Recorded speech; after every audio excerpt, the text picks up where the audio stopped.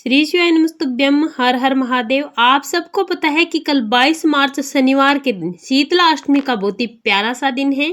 और इस दिन अगर आप नीम की मिट्टी का और नीम की जड़ वाला, नीम की पत्ती वाला कोई भी अगर आप एक उपाय कर लेते हैं तो आपका दुर्भाग्य भी सौभाग्य में बदल जाता है। कैसा भी कितना भी बड़ा रोग हो, मात्र 3 दिन में रोगों से छुटकारा मिलता है।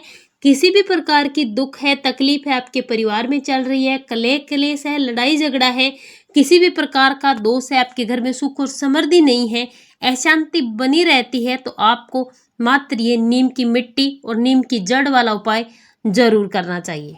शीतला अष्टमी के दिन नीम के वृक्ष की पूजा करना सर्वश्रेष्ठ माना जाता है। इससे मां प्रसन्न होती है और आपको आशीर्वाद देती है, जिससे आपके घर में कभी रोग और बीमारी नहीं आती, कभी दुख और तकलीफ दरिद्रता आपके घर में प्रवेश नहीं करती, आपके घर के सदस्यों में कभी भी किसी भी प्रकार का संकट नहीं आता और आप और आपके परिवार को कभी भी धन से संबंधित या फिर रोगों से संबंधित समस्याओं का सामना नहीं करना पड़ता। पूज्य गुरु जी ने बताया कि आपको शीतला अष्टमी के दिन नीम का ये उपाय जरूर करना चाहिए। अगर आप इस उपाय को एक बार कर लेते हैं तो पूरे एक साल तक माँ शीतला की कृपा से आपके घर में कभी कोई रोग और बीमारी प्रवेश नहीं करती। इस दिन झाड़ू का भी प्रयोग किया जाता है और नीम की पत्ती और मिट्टी वाला उपाय भी किया जाता है, जो कि महत्वपूर्ण उपाय है।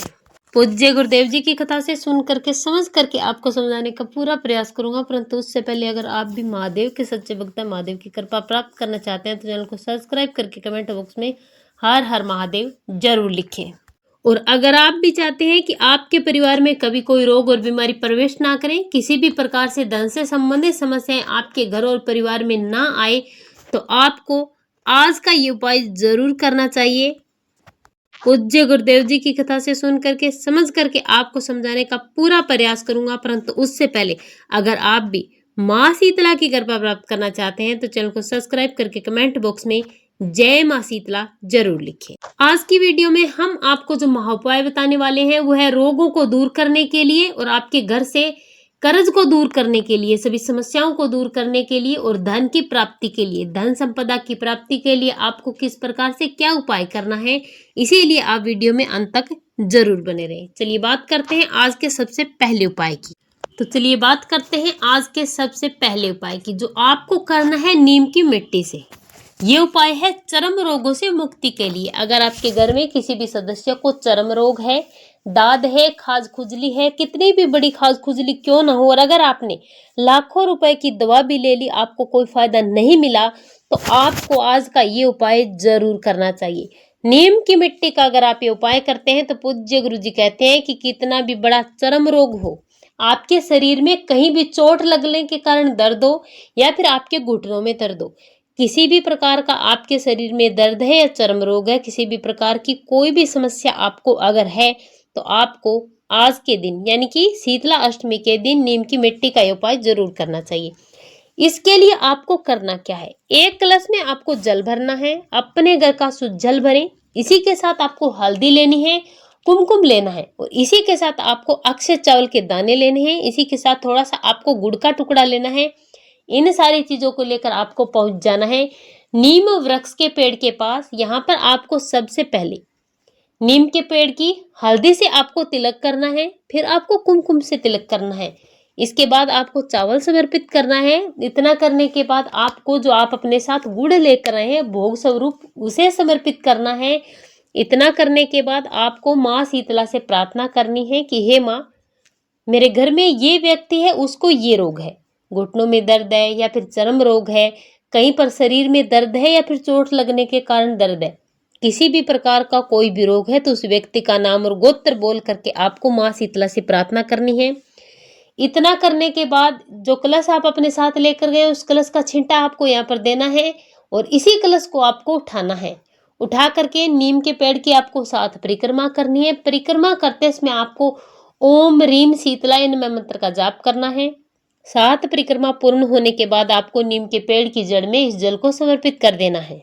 जल समर्पित करने के बाद जो मिट्टी गिल्ली हो जाती है, उस मिट्टी को आपको माँ से आज्ञा लेकर के औषधि स्वरूप आपको उठाकर लानी है। ला करके अगर आपके घर में किसी भी व्यक्ति को चर्म रोग है, फोड़ा फुंसी जो भी है, उस व्यक्ति को लगा देना है, उसी स्थान पर आपको इसका लेपन करना है। मात्र आपको इतना सा उपाय करना है। और अगर किसी भी व्यक्ति को चोट लगी है, कहीं पर भी दर्द है, घुटनों में अगर दर्द है, तो जहां पर दर्द है, जहां पर चोट लगी है, उसी स्थान पर आपको इस मिट्टी का लेपन करना है। मात्र इतना सा करना है। और पूज्य गुरु जी कहते हैं कि अगर आपने ये उपाय कर लिया तो आपको जीवन में बीमारियों के लिए पीछे मुड़कर देखने की जरूरत नहीं पड़ेगी। ऐसा कोई रोग नहीं है जो माँ शीतला ठीक नहीं कर सकती। मात्र 3 दिन में आपको फायदा जरूर मिलेगा। कल आपके पास अंतिम दिन है शीतला अष्टमी का, इसीलिए आपको ये उपाय जरूर करना चाहिए।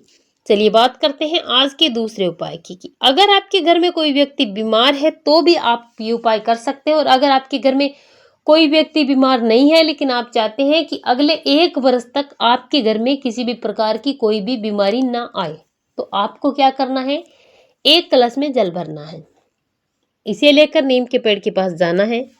नीम के पेड़ की उसी प्रकार से 7 परिक्रमा करनी है। थोड़ा सा जल नीम के पेड़ की जड़ में समर्पित करना है। इतना करने के बाद नीम के पेड़ के नीचे नीम की जो पत्तियां हैं वो जड़ी हुई आपको मिल जाएगी। उन पत्तियों को आपको उठाना है, माँ से प्रार्थना करते हुए उठाना है। औषधि स्वरूप इसे लेकर आना है कि हे माँ, मैं लेकर जा रही हूँ इन पत्तियों को मेरे घर में औषधि के रूप में।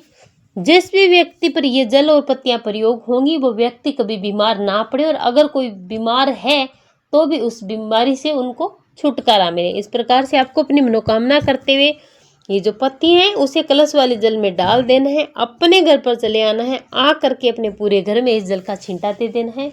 अगर कोई रोगी व्यक्ति है तो उस पर आप जल का छींटा दें, उसे इसी जल से तिलक करें। और अगर रोगी व्यक्ति नहीं है फिर भी अपने घर के सभी सदस्यों पर आपको इस जल का छींटा देना है। अगर आप ऐसा करते हैं तो हर बीमारी से छुटकारा मिलता है, कलह कलेश आपके घर में कभी नहीं होता। और अगर आप इस जल का छींटा अपने घर में देते हैं, अपने घर के सदस्यों पर देते हैं, तो आने वाले 1 साल में आपके घर में कभी कोई परेशानी भी नहीं आएगी और आपके घर में व्यक्ति बीमार भी नहीं पड़ेंगे। चलिए बात करते हैं आज के दूसरे उपाय की, जो है धन संपदा की वृद्धि के लिए शीतलाष्टमी के दिन ऐसा क्या किया जाए जिससे आपके घर में धन की वृद्धि हो, व्यापार कारोबार में वृद्धि हो, आपके घर में बरकत हो। यानी कि धन, ऐश्वर्य, नौकरी से संबंधित उपाय है ये, जो आपको जरूर करना चाहिए। इस उपाय के लिए आपको लेनी है 1 झाड़ू।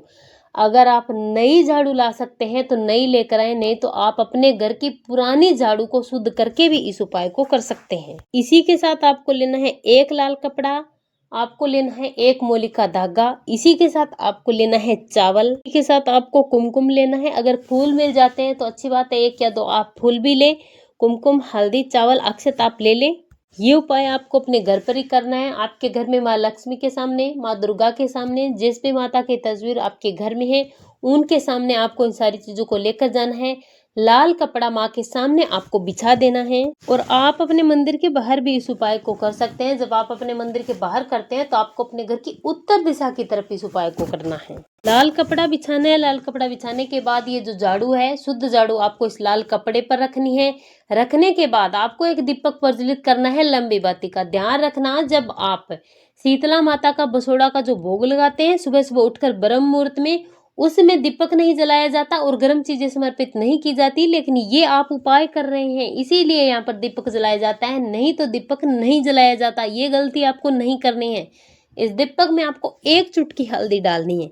हल्दी है जो धन को आकर्षित करती है, माँ लक्ष्मी प्रसन्न होती है और आपके घर में धन हमेशा बना रहता है अगर आप हल्दी दीपक में रोज डालें तो भी। अब आपको झाड़ू पर तिलक करना है। हल्दी से आपको ओम रीम शीतलाय नमः मंत्र का जाप करना है। अगर ये मंत्र आपको नहीं आता है तो आप ओम महालक्ष्मी मंत्र का भी जाप कर सकते हैं। इसके बाद आपको कुमकुम लगाना है। इसके बाद आपको अक्षय चावल के दाने समर्पित करने हैं। वस्त्र स्वरूप आपको कलावा समर्पित करना है, फूल समर्पित करना है। जो भी चीजें हैं वो सारी चीजें आपको समर्पित करनी है। तिलक करना है, यानी कि आपको झाड़ू की पूजा करनी है विधि विधान से। और इतना करने के बाद झाड़ू जहां से पकड़ी जाती है, पीछे का जो हैंडल होता है, वहां पर आपको कलावा लपेटना है। ध्यान रखना, कलावा आपको 3 बार पूरा लपेटना है। यहीं पर बैठ करके आपको माँ शीतला से प्रार्थना करनी है, मेरे घर के सारे रोग सारे संकट दूर हो, मेरे घर में हमेशा धन बना रहे, बरकत हो, मेरे घर में हमेशा तिजोरी धन से भरी रही, व्यापार और कारोबार में वृद्धि हो। इस प्रकार से वहीं पर बैठकर माँ शीतला का ध्यान करना है। मंत्रों का आपको स्मरण करना है। माँ शीतला का स्मरण करते अपनी मनोकामना करनी है। इसके बाद आपको दीपक से झाड़ू की आरती करनी है। अगर आप ये उपाय सप्तमी के दिन करते हैं या फिर अष्टमी के दिन करते हैं तो आपको ये झाड़ू उठानी है नवमी के दिन। उससे पहले इस झाड़ू को नहीं उठाना है। अपने घर के पूजा घर में जहाँ भी आपने पूजा की है वहीं पर इसे रखे रहने देना है। नवमी की सुबह आपको इस झाड़ू को उठाना है और उठाने के बाद सबसे पहले आपको अपने घर में रसोई घर में इस झाड़ू को निकालना है। रसोई घर की सफाई आपको इसी झाड़ू से करनी है और इसके बाद आपको अपने पूरे घर की सफाई इसी झाड़ू से करनी है। जब तक ये झाड़ू चले तब तक आपको इसी झाड़ू से अपने घर में झाड़ू लगानी है। अगर आप ऐसा करते हैं तो आपके घर से हर प्रकार की नेगेटिव एनर्जी, रोग, दुख, दरिद्रता दूर होते हैं। आपके घर में सुख और समृद्धि बनी रहती है। धन धान्य से आपका घर परिपूर्ण रहता है। कोई भी अचानक आने वाला संकट जब आप इसी झाड़ू से हर रोज झाड़ू लगाएंगे तब सारे के सारे संकट दूर होंगे। माँ की कृपा आप पर बनी रहेगी। हर रोज इस झाड़ू से आप अपने घर की नजर उतारेंगे। जब आप अपनी घर की झाड़ू लगाएंगे सारे दुखों को, दरिद्रता को, कष्टों को, कर्ज को अपने घर से हर रोज आप बाहर फेंकेंगे। जब आप हर रोज इस झाड़ू से झाड़ू लगाएंगे और जब भी आप झाड़ू लगाते हैं तो ध्यान रखना झाड़ू हमेशा अपने घर से बाहर जाते हुए झाड़ू लगानी है। बैक आपको वापस अपने घर में आते हुए झाड़ू कभी नहीं लगानी चाहिए। इससे आपके घर में दुख और दरिद्रता आती है। इन उपायों को आप जरूर करें। बहुत ही साधारण और सरल से उपाय हैं। श्री शिवाय नमस्तुभ्यं।